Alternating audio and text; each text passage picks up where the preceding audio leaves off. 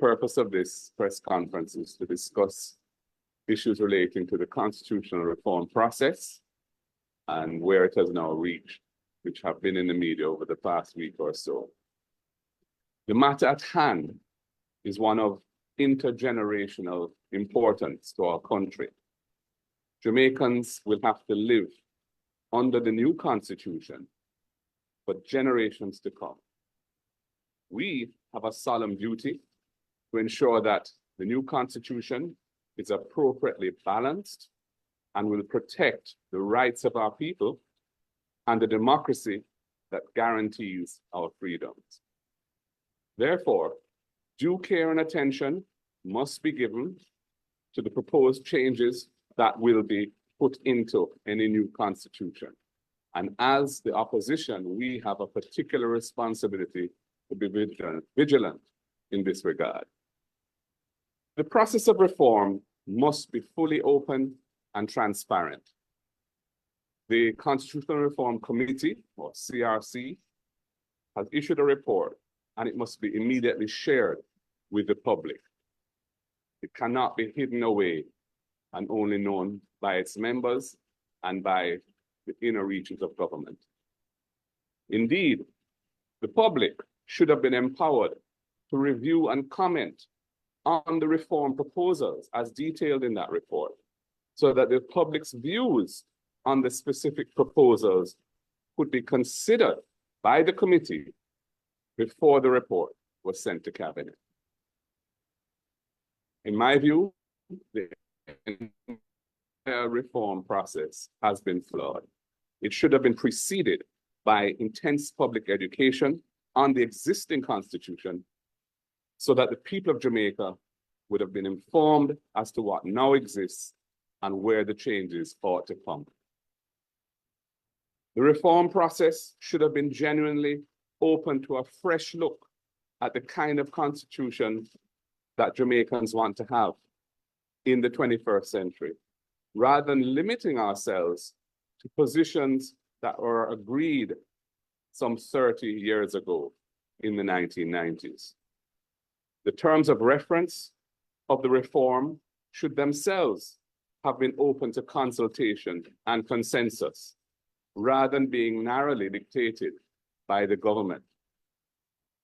As a result of how it's happened, the decision made by the government to implement positions agreed by the two political parties some 30 years ago, when Jamaicans who are now up to 50 years old had no role in or awareness of those discussions, is an untenable process for seeking engagement and participation in the new constitution by our people. As a result, the reality is that the public consultations which have occurred have really had little significant impact on the contents of the proposals in the CRC report, which has gone to cabinet yesterday for approval. The wide-ranging desires and concerns of the public for Jamaica's constitution have not found their way into any significant reform proposals in that document. From the outset, back in June or July of 2022, before any Constitutional Reform Committee was appointed, I wrote to the Minister of Legal and Constitutional Affairs to make it clear to the government that for us in the People's National Party, final and full decolonization is a fundamental issue of access to justice for the Jamaican people and of national sovereignty.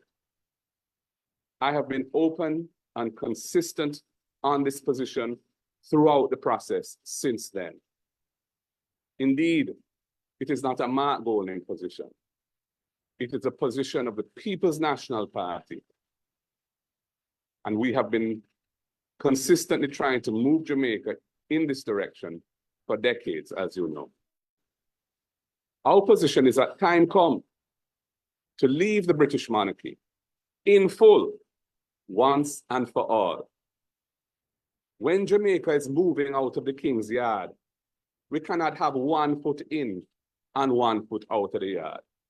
that would leave us neither fish nor fowl in another man's yard. That can't work. We will not support a phased approach to dealing with the matter of full decolonization, because the phased approach does not guarantee its attainment. It may never happen if we do it that way. The arrangements for access to our people's final court need to get away from visa requirements. We need to get away from rules of court that are in conflict with and whittle down our constitutional rights of appeal. We need to get away from the exorbitant costs of appealing to a final court in London. Ladies and gentlemen, an appeal to the final court can cost taxpayers of Jamaica, in a case involving the government, of over $130 million for one appeal. That is unsustainable and a waste of taxpayers' resources, given where we are in terms of our institutional arrangements regionally. We must move away from having our constitution interpreted by a colonial era court comprised of judges in the UK who have no first-hand knowledge of Jamaican culture and conditions. We must move with full confidence in the Caribbean Court of Justice. It is an institution of excellence that has been designed to be both independent of political influence and accessible to our people at an affordable cost. It is a regional institution that Jamaica helped to design and establish. It is fully funded by a trust fund to ensure its protection from external influences. And our people, the Jamaican people, helped to pay for that trust fund. Jamaica is still awaiting Prime Minister Andrew Holness's clear position on the issue of moving away from the Privy Council to the Caribbean Court of Justice as our final court of appeal.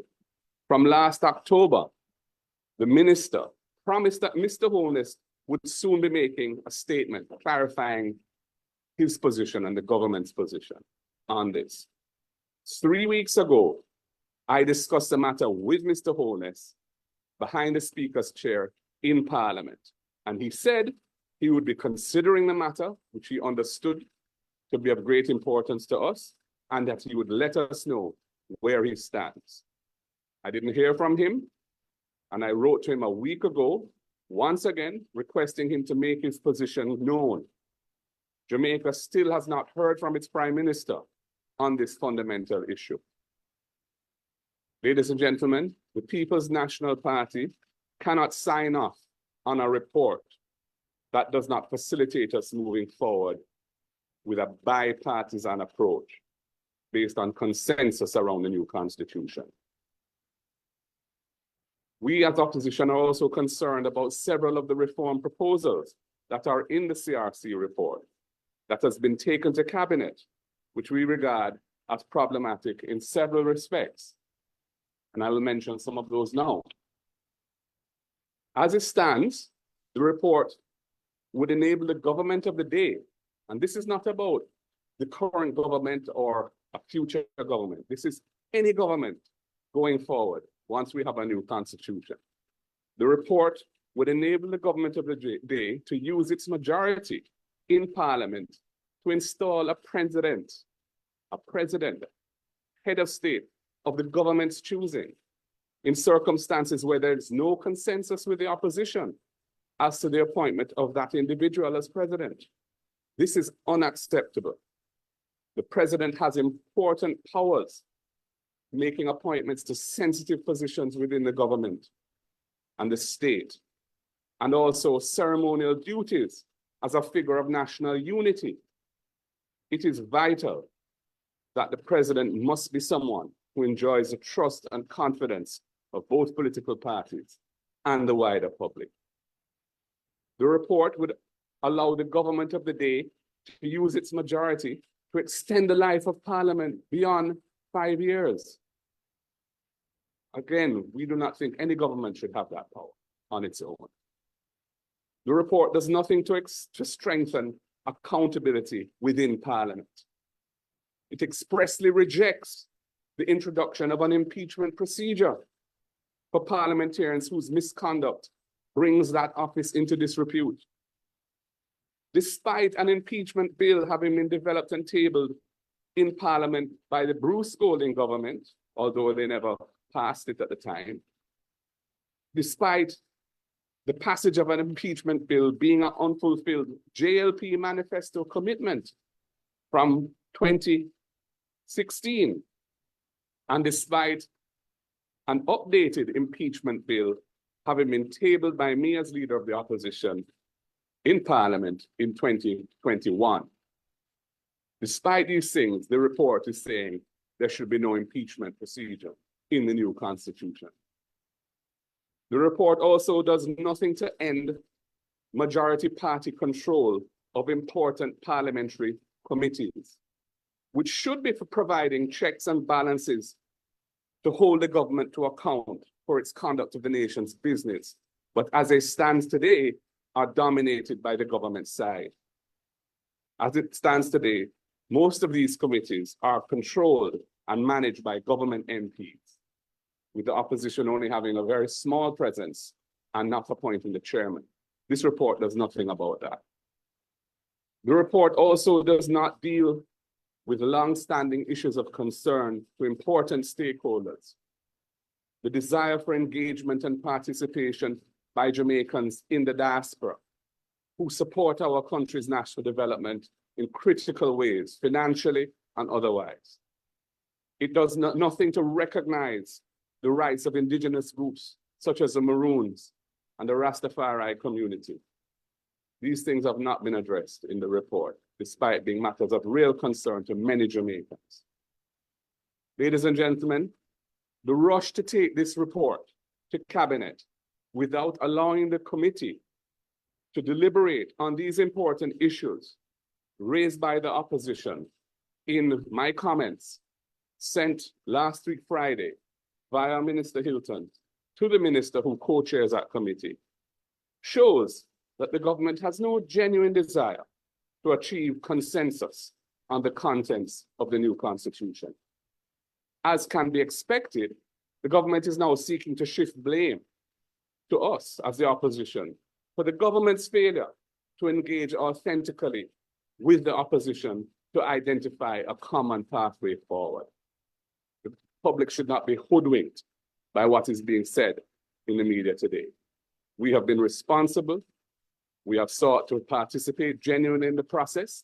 We have very real concerns about some of the contents of the report, and we have a fundamental issue, which is at the core of our party's philosophy, which needs to be addressed. And we need to hear from the Prime Minister if we're to move forward together. As I have said, this matter will govern generations to come, and we must allow and follow our conscience and do what we believe to be right by the Jamaican people. Thank you, ladies and gentlemen. I will now invite my colleagues to participate. Ladies report then. Thank you very much, Party Leader. So I want to say to all of you, to the media here present, and those of you Jamaicans who are watching this broadcast, that the People's National Party is totally committed to the process of constitutional reform. It was Michael Manley who in 1977 established a division under the Minister of Justice for exactly that purpose. And as a young woman, I was one of those persons who went to the highways and the byways, to church halls, to schools, discussing with the people how they wanted to see their constitution emerge and getting their views on what a new constitution should look like.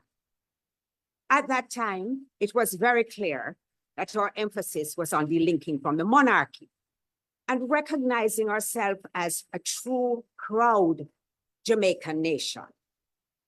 Now, this reform process on which we have embarked sets as the framework the 1995 commitments from that Joint Select Committee. There have been issues raised about that. Young people, and I speak to a lot of them, complain that they were not born then and that they would like to have a say. And I think that is very important. But I will also point out that even then, that committee understood that we had to leave the Privy Council and that once we had a regional court, that court should become our final court of appeal, our apex court. So let us now look at the sequence that has led us to speaking to you today. From June last year, the leader of opposition made it clear that he was not going to participate in any committee unless we had an agreement about the CCJ. June 2022, and no members were named. In an attempt to resolve it, a Vale Royal talk was organized by the church. The church was really we had it at church premises, leader, you'll recall, and they were instrumental in bringing us together. That meeting was very fruitful, and we left with the leader of opposition appointing myself and Anthony to sit on the committee and appointing Hugh Small as a nominee. We recommended it to them. So that I make this point because I want to show what discussions can do to arriving at consensus and how problems which look insurmountable can be overcome if we are willing to talk. And in this matter, I called at a public consultation in Mandeville in May 17th. I invited the Jamaica Labour Party, the government, to say what was their opposition to the CCJ and why it was that they wanted to remain with the Privy Council. And that is important. On October 3rd, when the minister addressed Parliament, she acknowledged the challenges in remaining as part of a court where you had to get a visa to attend. She said it was untenable, and she committed that the Prime Minister would have spoken to the nation on October 30. That has not happened. At the CRC, we have maintained that for us, the inclusion of the CCJ in this first phase is non-negotiable. And for the people of the country, it appears as though it is also non-negotiable because a recent poll has shown that 58.9% of the people also want the CCJ as their final court of appeal. Now, the leader of opposition has had dialogue behind the Speaker's chair with the Prime Minister, and he has acknowledged the view that it is important to the opposition that we discuss the CCJ. But nothing has happened. And my consistent request is, let's talk about it. Let Jamaica understand why it is that you are so fixed in that position that you don't want to even talk about the CCJ, which has been in existence for 20 years. It has an excellent reputation. Its judgments have withstood all kinds of scrutiny. There has been no allegation of any impropriety on any part of any judge. I will also say this finally. You know, you put me before a mic and you don't give me a time limit and it becomes a bit problematic, Anthony. But I will also say this. It is not conceivable to me that we could be at a table representing the People's National Party and not have the opportunity to discuss what is going into this report with the leader and the representatives. He has a team with whom he works. And I made it very clear when I saw that we were supposed to sign off on the draft report from April 10th. I made it very clear that we do not function like this. and that our team would have to look at the report, scrutinize it, and approve it in order for us to sign. That to me is how it should be. And indeed, in my view, this report, which has gone to cabinet, should have been widely distributed so that the country can see what it is recommending, because it is supposed to be the consultations with the people which has led to the drafting of this report. It is their document in the very same way the Constitution of a Republic of Jamaica should be a document for the people. It is the people who will have to vote to make it become a reality. Thank you. I'll be brief because much has been said, which is simply that we had to consult before the document was signed off. That was made very, very clear. Now, the timing of that had to do with the dynamics of how the negotiations go. We had the meetings. I kept the committee informed that the leader and the party wanted to know what was in this final document or near final document. In fact, what we thought was the final document, changes were made to it so that the final document was shown to the leader on Thursday last week and to the party to have some kind of viewing of what was in it. It is being put about that we did not sign simply because the leader instructed us not to sign. We could not sign because we knew some of the positions in the document were contrary to long-standing PNP policy.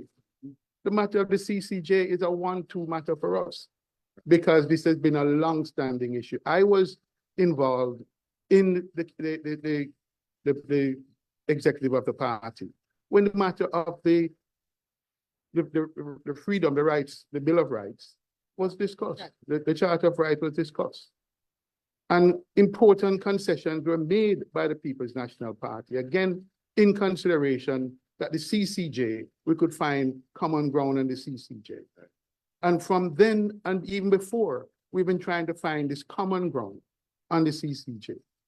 And it was clear to us, and the minutes of the CRC meetings should be viewed by the public because those minutes will make very clear our consistent argument that we believe with dialogue, we may be able to find a solution to this problem. And therefore, as I said, one hand can't clap. And there was no other hand given to us in the CRC. And therefore, we knew we had issues. There are other issues, like impeachment provision, that I knew were concern, fundamental concern to the party, and that we couldn't sign it just so. So what is being interpreted, simply the matter was, we are saying we participated in good faith. We couldn't sign off because there are issues remaining to be resolved, and that the party must have its say on the document before we're able to sign it. Right. We're not able to do that. Thank you. Okay, so we'll now open the floor for questions. If you have, please indicate the newsroom you represent, say your name, and then proceed with your question.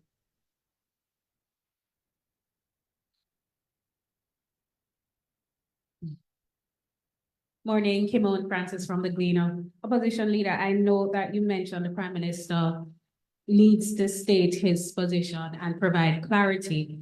I know back a few, let me not give a timeline, but in the past, he has said that he wants a referendum to establish whether Jamaica should have the CCJ as its final apex court versus the Privy Council. What is the opposition's position on a referendum? Our position on a referendum, and this is a long-standing position, is that the choice of the final court is really not suitable to be put to a referendum process. Not one country that was in the British Empire, as it then was, and moved away from the Privy Council to establishing another final court has done so by a process that involved a referendum. None. And those that have a constitution that requires a referendum and that have tried it have found that the entire process has become fraught with politics. The issues have become very messy and politicized, and it has been an unsatisfactory process that has not led to the result that was intended. In our constitution from 1962, the Privy Council is not an entrenched provision. And it was always contemplated that Jamaica would evolve away from the Privy Council. That is why it's not an entrenched provision. The Privy Council has said, based on their interpretation of the Constitution, that whatever replaces the Privy Council must be entrenched. And it must be entrenched in the same way as the Supreme Court in Jamaica and the Court of Appeal. That does not require a referendum, because the entrenchment of the Supreme Court and the Court of Appeal in Jamaica is achieved by requiring 2/3 majority vote in both houses to change it. And that is a process that should be followed to establish the CCJ. In our view, this should be one unitary exercise. The legislation should contemplate the CCJ's adoption by the necessary majorities in both houses of parliament, and the issue of the constitution as a whole, including removal of the monarchy, establishment of a Jamaican president, and so on, would go on for approval by referendum. That is what we would like to see. The Prime Minister has indicated to me that he would be considering this matter. We haven't heard from him. The Minister of Legal and Constitutional Affairs last October said he would be speaking to the matter. He hasn't done so. I don't know why he's reluctant to state his position, but we need to know where we're going with this, because as has been said, this is a matter which for us is fundamental. Yeah. I thank you very much for that question. And I would like to raise an issue as a member of the CRC. You see how the work is phased, and what phase one is supposed to do is that it's supposed to not only, as they say, deal with matters on which there's a consensus, but also deal with matters which under Section 49 of the Constitution require a referendum. If the Prime Minister has said that he wants to do a referendum, something which is not legally required, then why not now? Why not now when we are considering matters which have to go to referendum? I question the reason why this matter would be put for phase two if he sincerely feels that it should be a matter which must go to the people and on which they should decide. And I would just add that the phasing of how they've approached this reform is entirely their decision. We were not consulted on that. The terms of reference were not a document that we had any say in. The phasing is not something that we would have approved of, because for us it's illogical, and it leads to anomalous results like where we are now. Because it should have been understood from day one, because it was fully known to them that this issue of the final court and full decolonization had to be addressed up front, and it hasn't been. Siobhan Campbell, Nationwide News. I have a few questions, but I would like to follow up on Kim Owens regarding the matter of the CCJ.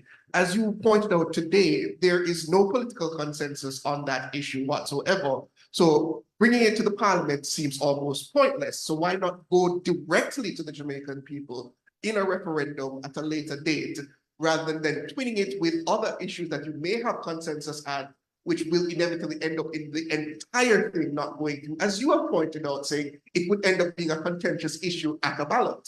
Well, the process of removing the Privy Council and installing the CCJ as our final court has to be done by Parliament. It has to go to Parliament.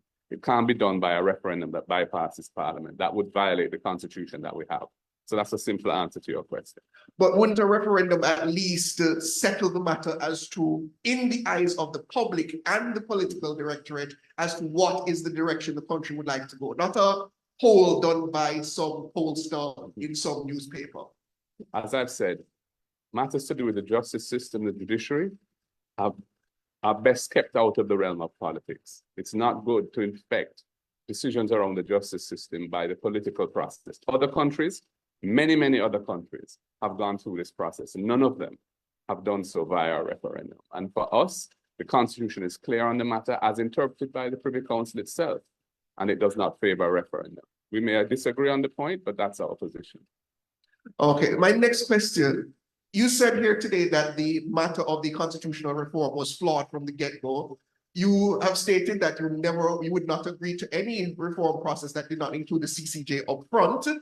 But the Minister of Legal and Constitutional Affairs has similarly stated from the get-go that the CCJ matter would not be dealt with up front.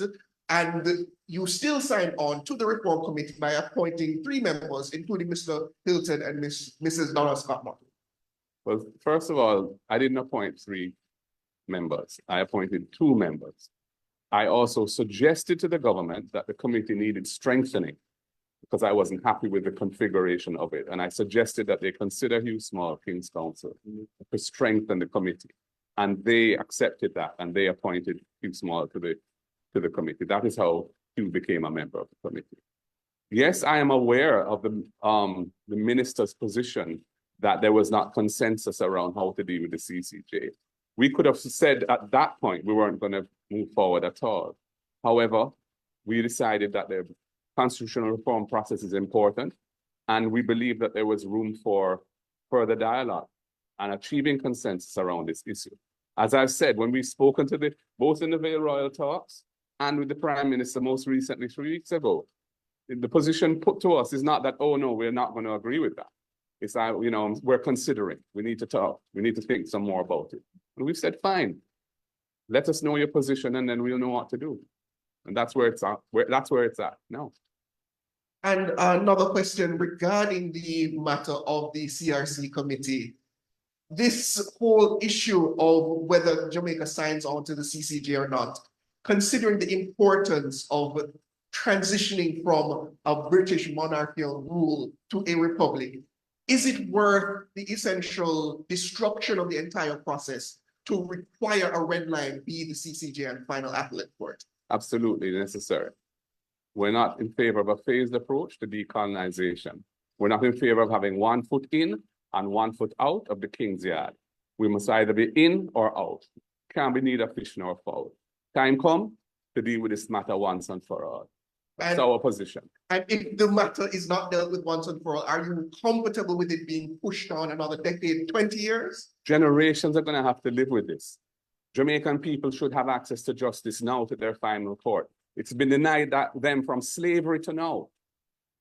Very few cases go to the Privy Council from Jamaica each year.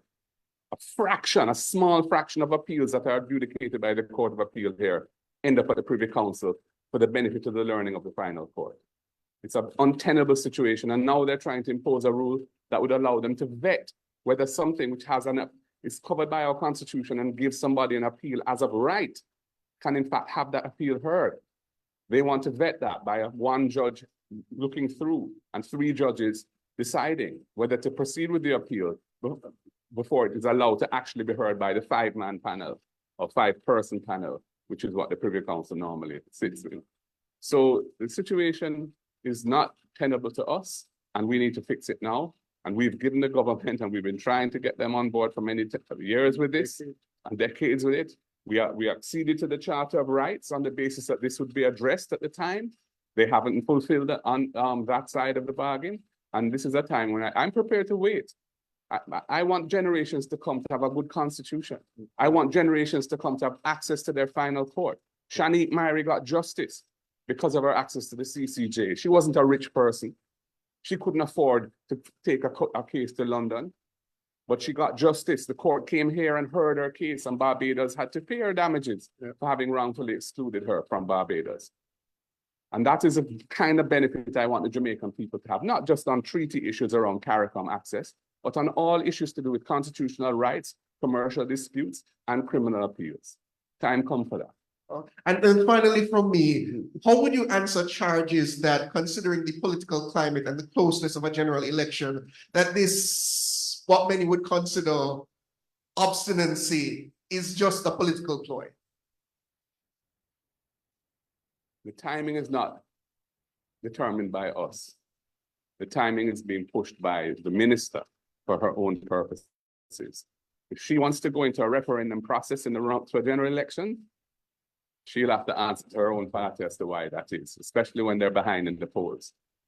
For us, this is a fundamental issue of governance affecting future generations on an issue which we think is fundamental to who we are as Jamaicans and where we have come, how far we have reached as a people, as a proud people, the people of Marcus Garvey, the people who Bob Marley sung for, and that took it to the world.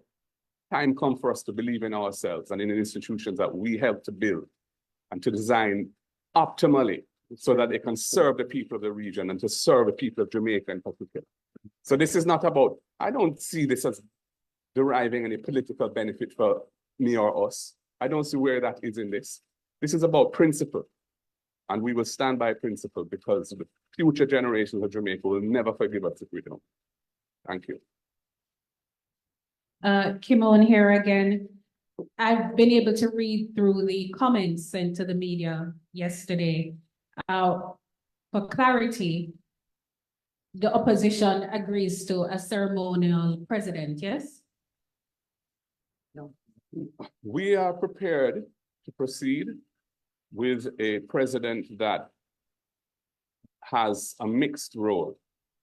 The president will have important ceremonial functions. The president will also have very important quasi-executive functions, especially around the issue of appointments to sensitive posts. So we are prepared to proceed on that basis because we want consensus. And although the PNP's position has always been that there should be an executive presidency, the Jamaica Labour Party have never endorsed that. And we realized that we would never get anywhere unless we were to adjust our position. So we're prepared to live with the model that is being proposed, subject to some refinements, which I have pointed out as being necessary in the comments that I have made on the final report, which were released to the media today, which are fundamental and very important. But those are issues which I think could be resolved by further discussions. So yes, we're prepared to live with that model for the time being.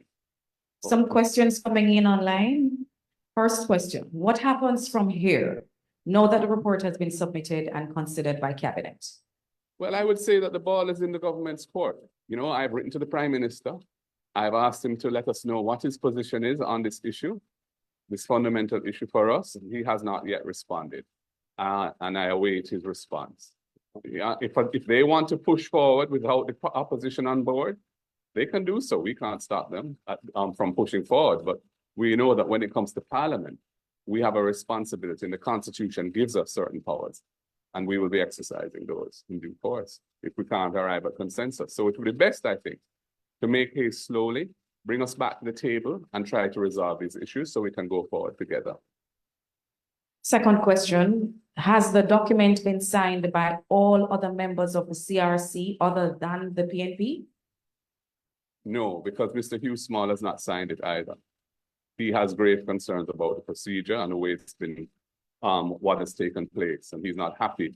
Because the fact of the matter is this report has, I was only allowed to see it at the last minute, and it was given to me on the basis that it couldn't be shared with anyone, a very restricted basis. And given the importance of this report, and it represents the culmination of over a year's work involving public engagement, it's quite wrong that this report should be treated in that secretive way.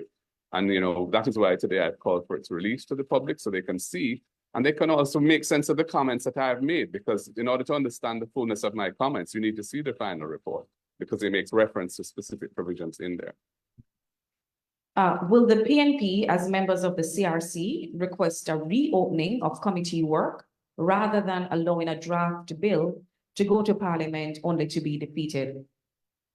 I think it would make sense for the government to bring this issue back to the table so that the issues which have been raised on the report itself can be properly thrashed out and hopefully resolved in a way that we can endorse. And also that we are trying to achieve consensus around the issue that we think is fundamental to the way we're proceeding.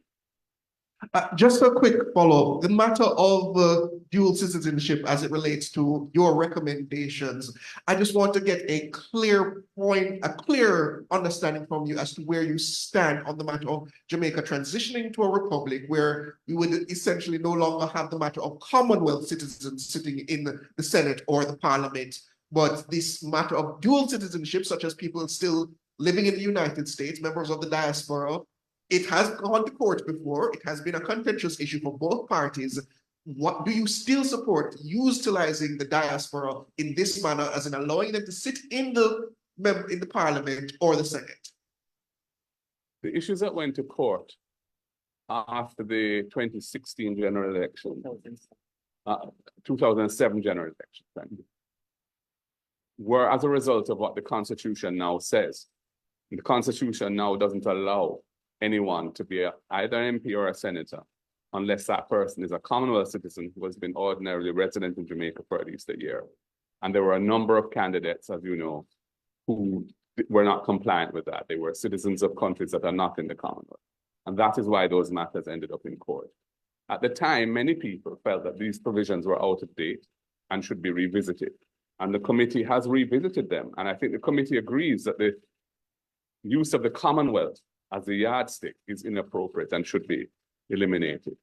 My personal position is that as long as the person is a Jamaican citizen, it should not matter if they also have another citizenship, because so many of our people travel extensively, live from time to time abroad, want to come home in due course. Many of them have aspirations to do that, but they may be citizens of the country that they've settled in, whether it be temporarily or permanently.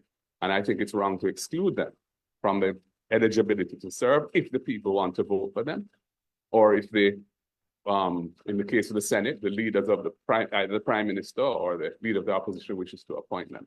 So my position is that this dual citizenship should not be a bar to service. That's my own view.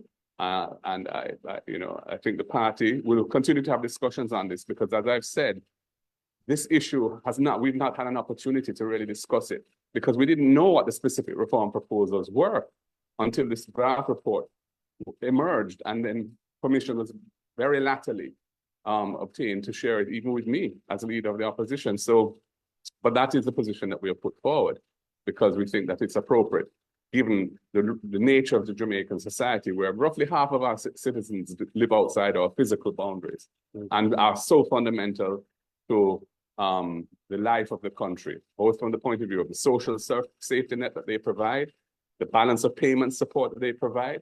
We got through COVID after the collapse of the tourism industry, largely because of the support from the diaspora, where we didn't have a balance of payments crisis. We didn't have a foreign exchange crisis. So I think it's appropriate to allow them. The question of residency needs to be resolved as to whether you're going to have a residency requirement in order to run. And, the existing provision of 1 year's ordinary residence to be eligible, I think is reasonable. In terms of the Senate, we could consider waiving that requirement to allow 1 or 2 persons from the diaspora to sit on the Senate, even if they are not resident here. But these are the kind of issues that need further discussion at the committee. That was the final question. Okay. Thank you very much, members of the media. I appreciate this opportunity to have these issues discussed, and I thank you for your attention and for your presence today. Thank you.